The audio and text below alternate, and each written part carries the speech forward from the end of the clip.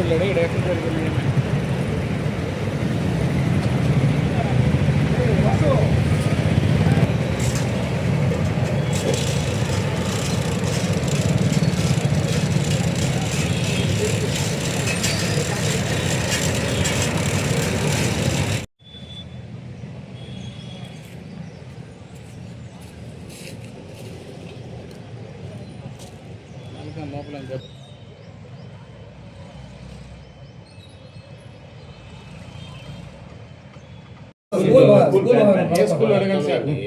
లోపల government school గాడి ఉంటుందా?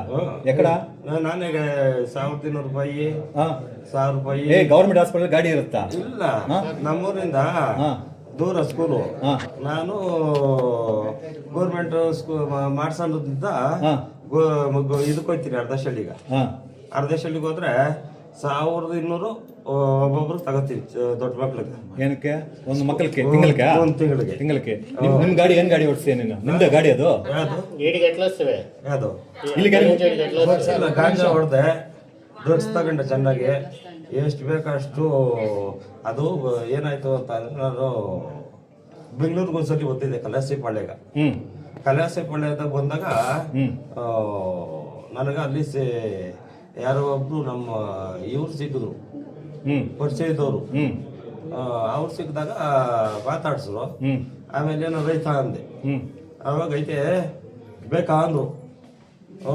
ಬೇಕು ಅಂದೆ. ಮತ್ತೆ ಅಲ್ಲಿಂದ ಹೆಂಗ್ ಬಂದೆ ನಿಲ್ಲಿಕ್ಕೆ? ಇಲ್ಲಿಗೆ ಹೆಂಗ್ ಬಂದೀಯ? ಅದೇ ಯಾರು ಗೊತ್ತು. ಅರ್ಧೇಶಲ್ಲಿ ಹತ್ರ ಯಾವ ಊರು? ಅರ್ಧೇಶಲ್ಲಿ ಹತ್ರ ಯಾವ ಊರು? Marasandra.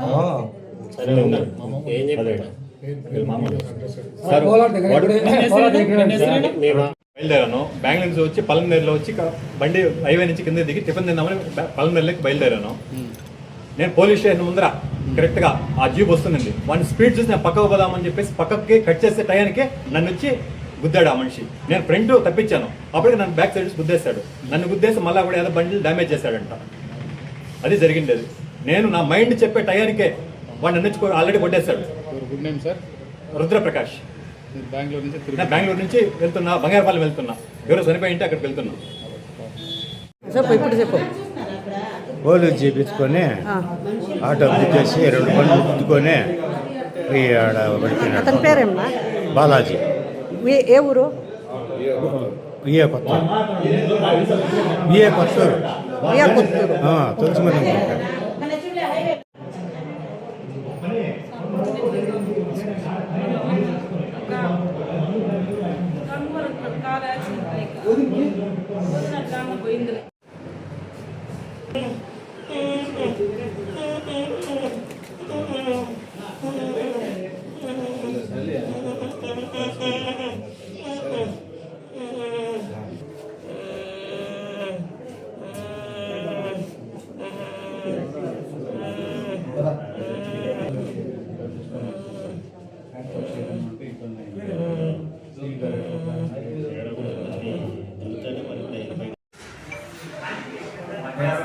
Doctor Yugandhar, RMO, area hospital Palamaner government hospital.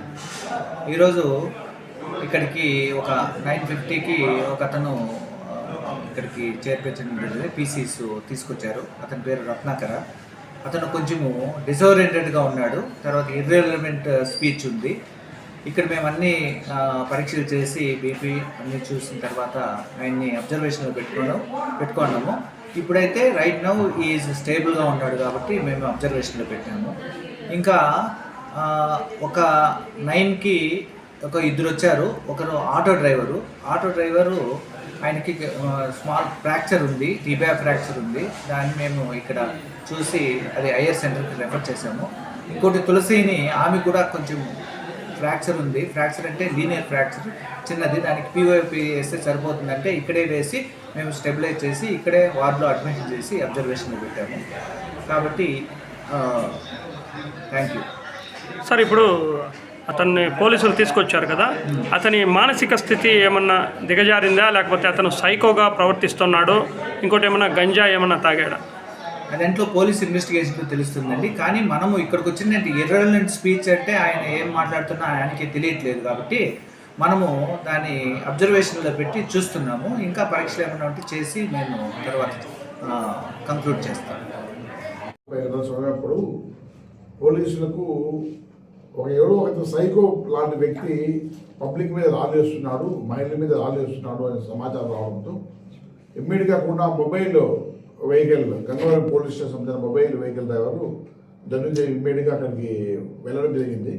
Public సహాయంతో అతను పట్టుకొని, అతను బాగా ఉన్మాదం స్థితిలో ఉండి అతని మీద దాడి చేస్తే అతన్ని పట్టుకొని బలవంతంగా జీబులో ఎక్కించడం జరిగింది. జీబులో ఎక్కించి అతన్ని పోలీస్ స్టేషన్ తీసుకోవడానికి ధనుంజయ్ కారులో స్టీరింగ్లో కూర్చుంటే వెనక నుంచి అతని మీద దాడి దిగి అతను కంట్రోల్ చేయడానికి వెనక్కి వచ్చాడు. ఆ లోపు అతను ఆ వ్యక్తి సైకో లాంటి వ్యక్తి ఫ్రంట్ సీట్లోకి వెళ్ళి ఆ హైవే మొబైల్ వెహికల్ తీసుకొని స్పీడ్గా వెహికల్ పోతూ మధ్యలో ఒక ఆటోకు 2 టూ వీలర్స్కు దానికి వచ్చి వెహికల్ బ్యాలీ డ్యామేజ్ అయిపోయింది. దాని తర్వాత పబ్లిక్ పోలీసు అంతా వెంటబడితే అతను పరిగెత్తుంటే వెళ్ళి పక్కన చెరువులోకి దూకేశాడు. ఫైర్ సర్వీసెస్, పోలీసు వాళ్ళు, ఇక్కడ పబ్లిక్ అంతా కలిసి అతన్ని పట్టుకొని రెస్క్యూ చేసుకుని తీసుకెళ్ళిపోయినాము, హాస్పిటల్కి తీసుకెళ్ళాము. అతని పేరు రత్నాధర్ అని చెప్పేసి 36 ఇయర్స్, నాగసంద్ర విలేజ్, యలహంక. రాత్రి వాళ్ళ భార్యను బాగా తాగి కొట్టి బాగా హాస్పిటల్లో జాయిన్ చేసి వాళ్ళ అమ్మ అని పెట్టాడు. అతను విచారిస్తే సైకో లాంటి ఫీలింగ్తో హెవీ డ్రింకర్ 4-5 రకాల మందులు తాగుతూ ఉంటారని చెప్పి తాగినప్పుడు సైకోలాగా బిహేవ్ చేస్తున్నారని చెప్పి వాళ్ళ అమ్మా నాన్న చెప్పారు. నైట్ కూడా వాళ్ళ భార్యను బాగా కొడితే వాళ్ళ భార్య కూడా యలహంకలోనే హాస్పిటల్లో జాయిన్ అయ్యింది. అక్కడ దాని 11 గంటల సమయంలో ఈ మధ్యాహ్నం వచ్చి ఇట్లా పెట్టినా అన్నాడు. వాడిని అదుపులో తీసుకున్నాము, వాడి మీద కేసు కట్టినాము, రిమాండ్ కూడా పంపిస్తున్నాము. గట్టిగా కౌన్సిలింగ్ కూడా ఇచ్చి యాక్ట్ ఏంటి, తాగడం ఏంటి, చట్టం ఏంటి, ఏముంటుందో మొత్తం అంతా అర్థమయ్యేలాగా చెప్తున్నాము. ఇంకా అతని మీద వాళ్ళ ఫాదరు వాళ్ళు వస్తా ఉన్నారు. ఇంకా పూర్తి డీటెయిల్స్ తీసుకొని అతని మీద ఏం కేసు ఉన్నాయి, ఏమున్నాయి అనేది ఫస్ట్ టైం అంటున్నాడు. రాత్రి తాగిన మధ్యలో వచ్చేసాను, భార్యను గొడవ పడి ఇంట్లో వాళ్ళు కొడుతుంటని చెప్పారు. దీనిపైన సమగ్ర విచారణ జరుగుతూ ఉంది. సార్ యాక్చువల్గా గంజాయి కొట్టినాడని చెప్పేసి ఎంత లోకల్ మీరు అనుకుంటున్నారు, మీరు అనుకోవడం వేరే, వాళ్ళ ఫాదర్తో మాట్లాడడం వేరే. వాళ్ళ ఫాదర్తో మాట్లాడినాము.